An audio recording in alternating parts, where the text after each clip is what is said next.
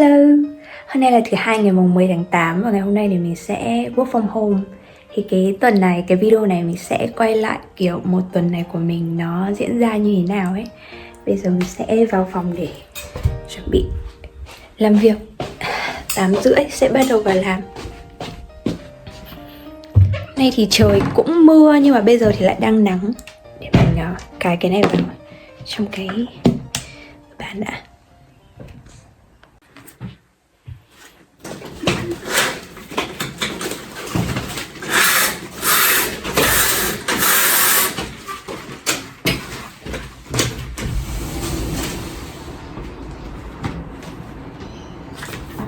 Bây giờ sẽ đây có cái nước dừa. Cái bàn nó đang hơi bừa bộn. Mình chuyển cái máy sang đây này. It's better. I think so. Okay.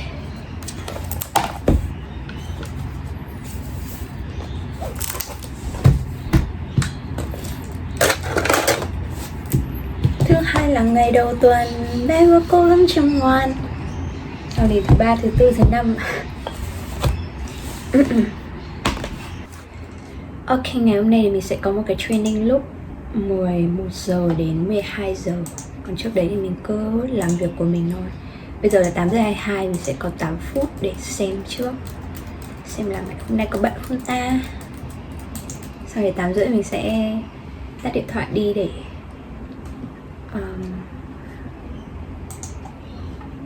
tập trung làm việc.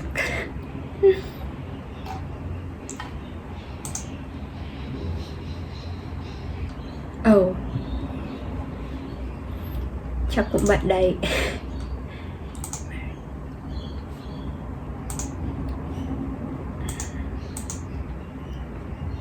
Không biết là kiểu điện thoại có thu được tiếng chim hót không, nhưng mà đang hót líu la líu lo ở ngoài ban công.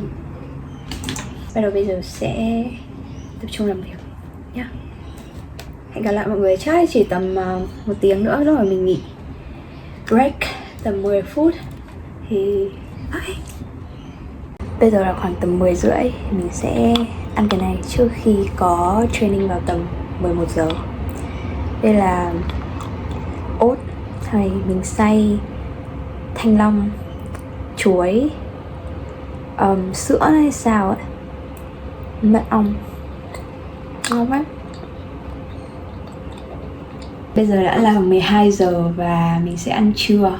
Hôm nay bữa trưa thì sẽ có cơm và hạt quinoa, trứng tôm với cả spinach và nấm.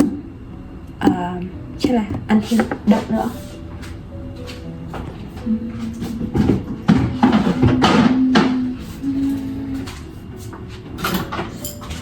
Ok.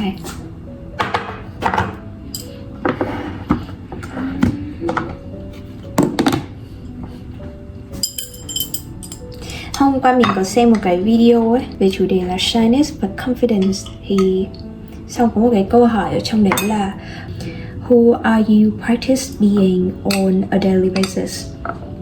Nó rất là đúng không? Kiểu mình thấy là việc mình shy, nervous hay là confident thì tất cả nó đều là do mình luyện tập ấy. Nó không phải là một cái gì đấy cố định. Tức là chẳng có ai sinh ra mà đã tự tin, hay là chẳng có ai sinh ra mà kiểu đã rụt rè cả. Tất cả đều là do rèn luyện.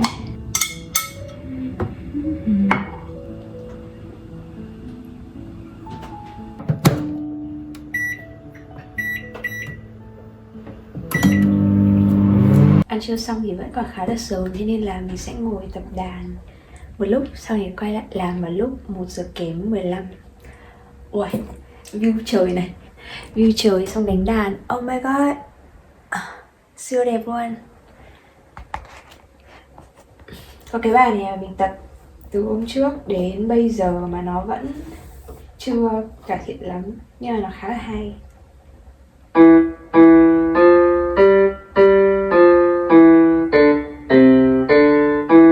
Oh no, again.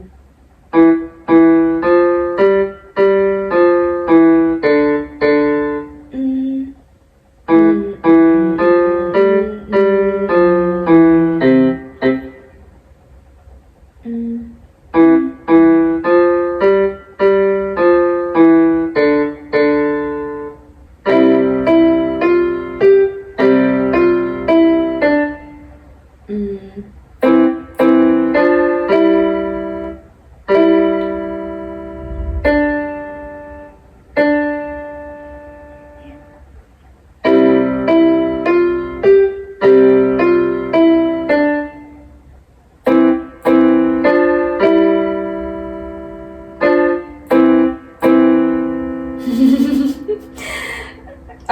continue.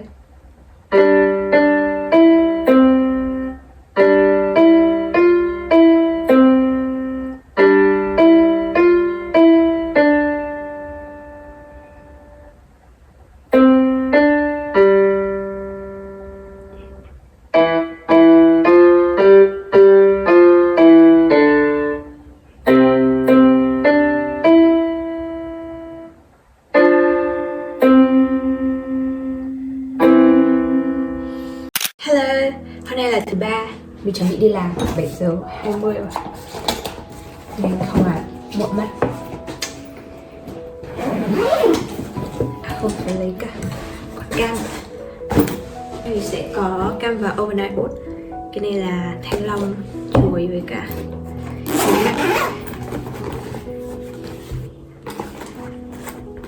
tắt thử cái điện hay là cam nó có đẹp hơn.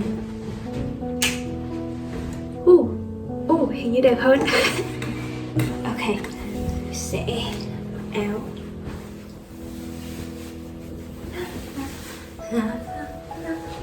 Ok, Dan, mình đã đi giày và bây giờ sẽ chuẩn bị đi làm. Đây là outfit ngày hôm nay. Nhìn nhá. Ok, đi làm thôi. Qua cái khăn nó không biết có lạnh không nhỉ? Không biết có quàng đã.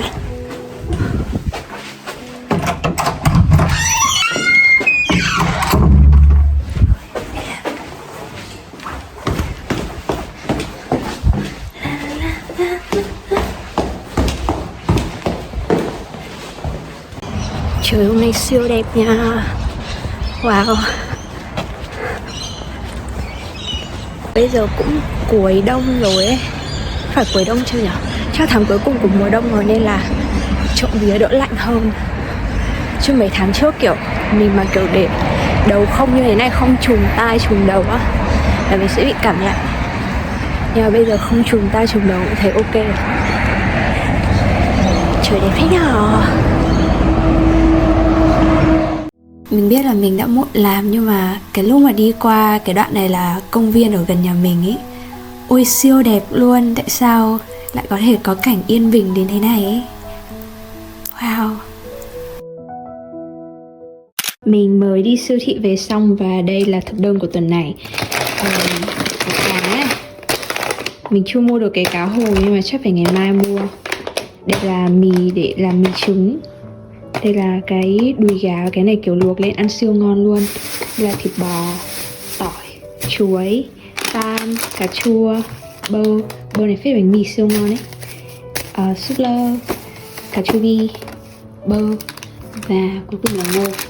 Kiểu lý do là mình muốn ăn nó đa dạng hơn một chút ý. Kiểu thay vì chỉ có mỗi thịt gà hay là với cá hồi thì bây giờ sẽ có cả thịt bò, gà, cá hồi, cá và trứng. Và kiểu rau thì cũng sẽ kiểu đủ màu ấy. Đấy, kiểu nói chung là để nó đa dạng hơn một chút cho ăn nó đỡ bị ngán ấy. Hello, hôm nay là thứ bảy. Ngày bao nhiêu nhỉ? 15 tháng 8 à? Nên bây giờ mình sẽ nấu ăn chuẩn bị cho bữa tối ngày hôm nay cũng như là tuần sau. Cá hồi thì chắc là mình sẽ nướng hai khúc. Đây là cái cá mình đã để ra rồi, nó cũng kiểu đông lạnh và mình để cho nó tan đá ra ấy. Xong mình sẽ dán cái này lên với cả thịt bò nữa. Đây, thịt bò này thì mình sẽ ướp xong thì mình xào lên. Còn về rau thì đã có súp lơ, ngô với cả cà chua rồi là cũng đủ màu rồi. Ok, bây giờ bắt đầu sẽ thái thịt bò. Bởi vì thịt bò sẽ cần phải ướp, thế nên là mình sẽ làm thịt bò trước, xong rồi mình rán cá sau. Okay.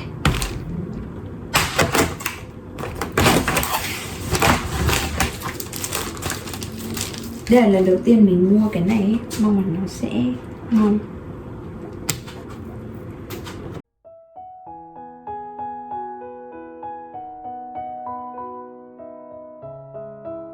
Bây giờ mình sẽ ướp thịt bò với cả dầu ăn, dầu hào và một chút mật ong.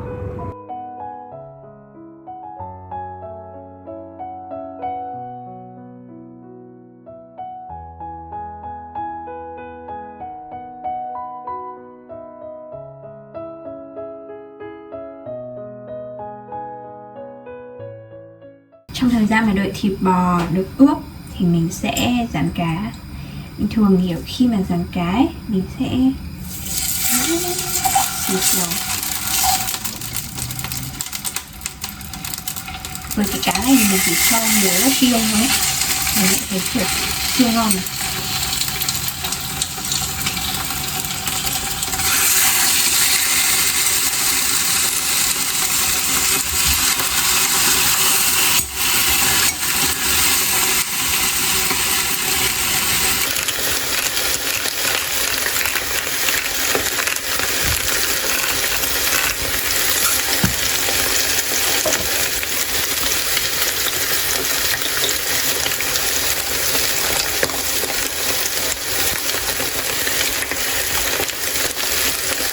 Đây là bữa tối ngày hôm nay của mình, có cơm, có đậu, có thịt bò, súp lơ xanh và ngô.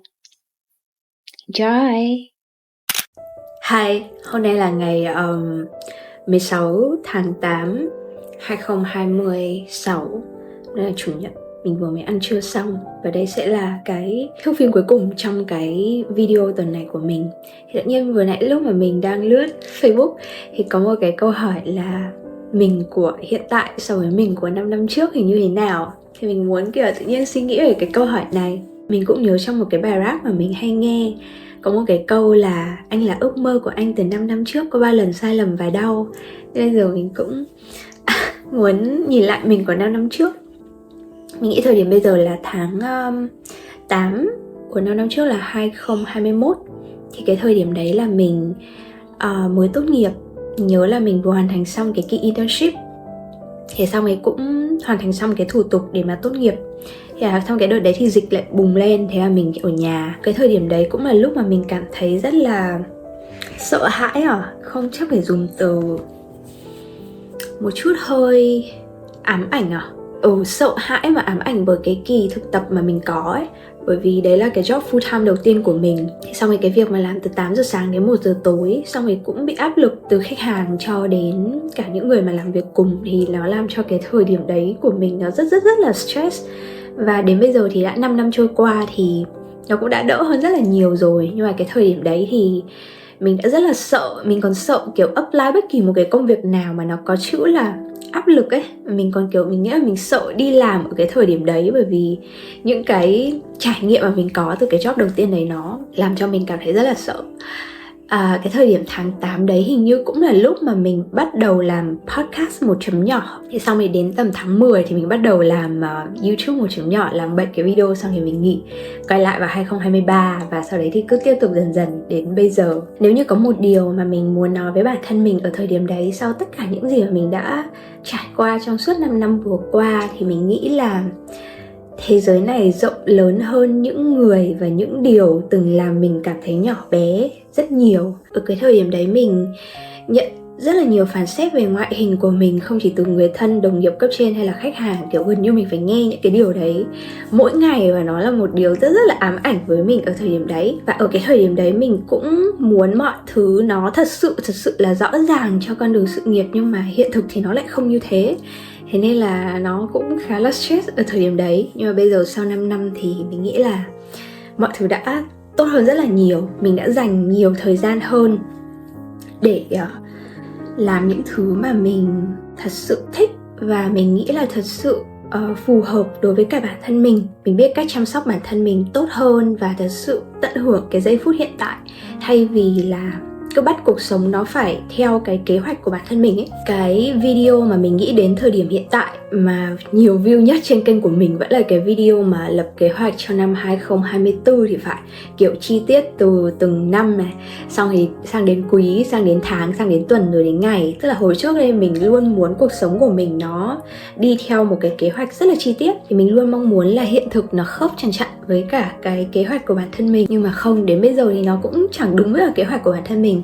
Kể cả như thế đi chăng nữa thì cũng không phải là mình không có cơ hội phát triển hay là không phát triển được như mình mong muốn. Nó sẽ luôn luôn có một cái cách, và cái quan trọng là mình cần phải flexible ấy, kiểu linh hoạt trên cái hành trình này. Theo thời gian thì mình vẫn có một cái kế hoạch cho năm, nhưng mà mình sẽ điều chỉnh nó linh hoạt theo từng tháng hay là từng tuần để mà phù hợp hơn với hiện thực mà mình đang trải qua. Cái việc mà mình đi du học cũng thế, lúc đầu là không hề có Sydney trong danh sách những thành phố mà mình sẽ đi du học.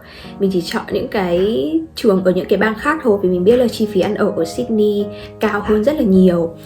Và cũng bởi vì là những trường ở Sydney thì cho học bổng không cao lắm, thế nên là lúc đấy mình chỉ apply những bang khác. Có rất là nhiều yếu tố xảy ra ở thời điểm đấy, dù cho mình đã cố gắng hết sức thì mình cũng không đi được ở cái thời điểm tháng 7 năm 2023.